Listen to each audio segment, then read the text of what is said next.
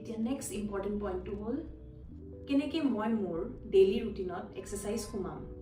First point, start very small and stay consistent. অলপ অলপকৈ আৰম্ভ কৰক, ষ্টাৰ্ট কৰিব 10ৰ পৰা 15 মিনিটৰ কাৰণে আৰু সেইটো লাহে লাহে বঢ়াই যাব। বহুত হাৰ্ড এক্সাৰচাইজ নকৰিব, নহ'লে এদিনে কৰিবলৈ নেক্সট দিনাখন কৰিবলৈ মন নাযাব। গতিকে আপুনি যিমানখিনি কমফৰ্টেবল হয় সিমানখিনি দিয়ে আগবাঢ়িব।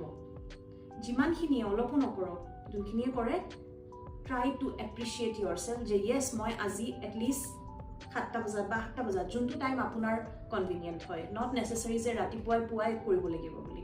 আপুনি যদি যিকোনো এটা বেলেগ টাইমতো কনভিনিয়েণ্ট হয়, please do it.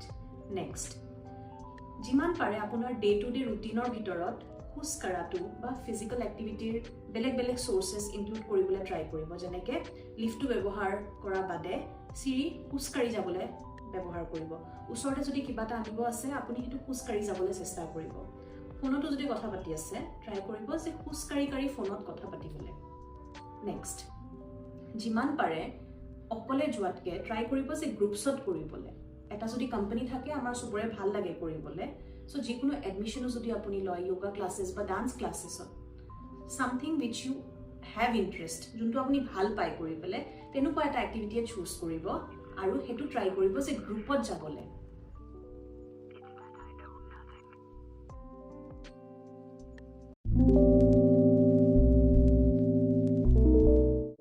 Last but not the least, যিমান পাৰে ফ্লেক্সিবিলিটি ৰাখিবলৈ চেষ্টা কৰিব। যদি আপুনি সপ্তাহটোৰ ভিতৰত অকল 2 দিনো গৈছে, try to appreciate yourself, realistic goal বনাব। এনেকুৱা নহয় যে মই সপ্তাহটোত 7 দিনৰ ভিতৰত সদায় যাবলৈ চেষ্টা কৰিম।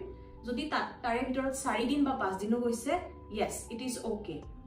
যিমানখিনি পাৰে সিমানে কৰিব। Because movement is like a medicine. আমি বেমাৰটো হোৱাৰ পিছত ফ'কাছ কৰিলে নহ'ব। We have to try to prevent it. বেমাৰ হ'লেহে আমি ফিজিকেল এক্টিভিটি নকৰোঁ। আমি হলিষ্টিক হেল্থৰ ওপৰত মন দিব লাগিব, যাতে আমাৰ মনটো, শৰীৰটো আৰু আমাৰ ছ'চিয়েল হেল্থ, এই 3টা বস্তুৱে যাতে আমি ভালদৰে ৰাখিব পাৰোঁ। যদি আপোনাৰ এই ইনফৰমেশ্যনখিনি ইউজফুল বুলি ভাবে, আপোনাৰ ফ্ৰেণ্ডছৰ, পৰিয়ালৰ মাজত ইনফৰমেশ্যনটো পঠিয়াব। থেংক ইউ ফৰ ৱাচিং।